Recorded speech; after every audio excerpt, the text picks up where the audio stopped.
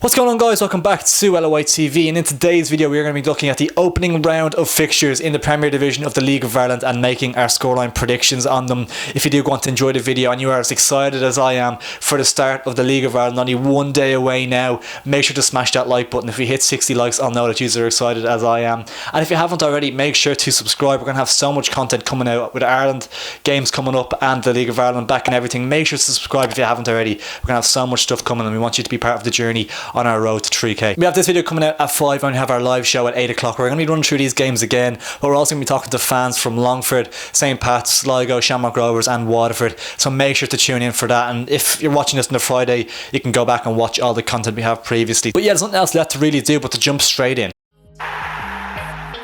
We're going to start off down at United Park in the newly renamed Head in the Game Park, which is a savage touch from the club. Really cool to see them raising awareness for this new campaign that started to kind of get a conversation going surrounding League of Ireland fans and stuff and help them through. I think everyone's gone through a rough time the last year or so with the kind of lockdown and everything. It's been really tough on people and everyone's had a tough time, so it's just good to know that there is people you can always talk to, and this campaign is kind of bringing awareness to that and stuff. So it's a really cool touch from the club, from Drogheda, to see that, and I'll leave a link down in the description down below to Head in the Game on Twitter. But in terms of the game, newly promoted Drogheda take on Waterford, which should be an interesting game. Personally, I don't fancy Waterford to do that well this season. If you haven't checked out our league table predictions, we have that video up on the channel as well at the moment. But I think Drogheda, that newly promoted bounce, I fancy them to win the game here.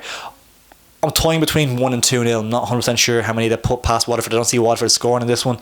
I'm going to go 1-0 Drogheda. Next up we have Finn Harps, who play host to Bohemians. This is an interesting one now. This is kind of hard to predict because I think most people will probably go with the away side to come away with the 3 points here. I'm not entirely convinced of it though. I think Finn Harps make this very difficult for Bohs. The opening night is hard to judge as well because both sides are coming into it. Like, obviously pre-season's been a bit strange just this for this season as well, so it's going to be, I think Bohs could be a little bit rusty. There's still a lot of issues to be ironed out within Bohs' front three. Haven't played with each other an awful lot. A lot of new players coming into the side, so I think Finn Harps might nick a draw here. I think it might go 1-1. I think Finn Harps might have that little bit of quality. They'll be tough to break down. They'll be very organised, of course. Ollie Horgan will accept them up extremely well, and I think Finn Harps might have enough to get a point here. Next game we're going to be looking at is Longford playing host to Derry. Newly promoted Longford come into this. Obviously they'll be buzzing to get going, raring to start. It's just a question of have they the quality to get goals in this division and have they the quality to keep them out, and it's two big questions for me. The signings have not been overly convinced that they're going to be strong enough to stay up this season. It's going to be a dogfight down there. Darragh Doyle will have them set up really well. They will be difficult to beat, you feel. They'll be very organised and they have some very good players, but I think they could struggle in this game in particular, and then for the rest of the season it's going to be a tough season for Longford. There's no two ways about it. So I think Derry will come away with the 3 points. Might go with a narrow 1-0 win. I think Derry have that little bit more quality in the final third of the pitch. You have the likes of David Parkhouse coming into the side as well. I think James Akintunde will have a better season this year. Just that bit of quality I think Derry will have to be able to break Longford down. It might be difficult. I think it could be 0-0 for long periods, and I wouldn't be surprised to see it end that way as well. But I think it'll be only one goal in this one. I think Derry will get it just with that little added bit of quality that they will have. Next up we have Sligo Rovers, who play host to Dundalk. This one's going to be an interesting game to see how Dundalk come into it following the President's Cup performance. They were decent in that game.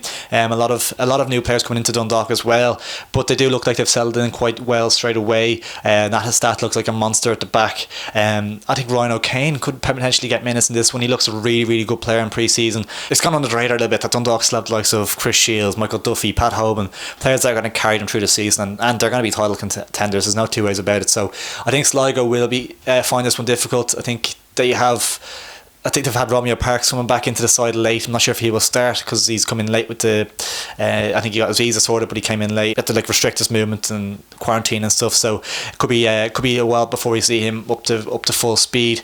I think Sligo might take a little bit of time to get going in this season. I think might take them a few games to get into it. I know last season was similar as well. They had a poor start, and then when they came back from the lockdown they got going, so I think it could be similar again. It might be kind of slow starters and grow into the season as it goes on. So I anticipate Dundalk to get the 3 points here. I'm going to go with a 2-0 away win. I fancy Dundalk to get an early goal here. Sligo to maybe come out of their shell a little bit and go for Dundalk and trying to get the equaliser, and then Dundalk to grab a second and get all 3 points. And the final game we're going to be looking at, and the main one of the weekend that has to be said, and I believe we're going to be able to go to it as well. We might be able to attend it, so we might get a video out of that hopefully to bring to you guys. But yeah, Shamrock Rovers playing host to St. Pat's live on RTE on Friday night. Going to be a cracking game, Dublin derby to kick the season off, and I only see one winner in this one, to be honest. Hopefully get a few goals goals out of it. I think Shamrock Rovers will be comfortable enough winners in the end, maybe a 3-1 home win. I think O'Donnell will go for this, to be honest with you, though. I think they will set up attackingly and going for Shamrock Rovers, but I think Rovers probably have their 5 at the back, be very organised, very structured. I'm hoping that Rovers will play a back 4 a lot of times this season, even with McCann and O'Neill in front of the back 4. It's a lot of protection there as well. I think they're kind of wasting a man in midfield, or another player going forward if they're playing 5 at the back in a lot of their games. I'm hoping with the additions of Gannon and Hoare that Bradley will be brave enough to go with a back 4 at stages this season. I think Rovers fans would want to see that as well, a bit more adventurous potentially at times against some teams. So yeah, it's a tricky one. I think the 5 at the back will probably stick with in this game against Pats. Ronan Coughlin, do want to be keeping him quiet. Robbie Benson breaking into the box, John Mountney and stuff. So yeah, I think they will stick with the 5 at the back. And I think Pats will score, but I think Rovers will be too strong overall and get a 3-1 win. Well guys, there you have it, my game week 1 scoreline predictions. What do you think? Let me know all your predictions down in the comments below. Make sure to check out our previous content. We've also interviews with players up in the channel, our league tables, we have our live show with season previews and another one coming out this evening as well. So yeah, make sure to subscribe to stay up to date with all of our latest content. We're going to have so much coming for you guys with the League of Ireland and Irish football as well. I hope you guys enjoyed the opening weekend of fixtures. It's just so good to have the LOI back. Really appreciate you tuning in. Catch us in a bit.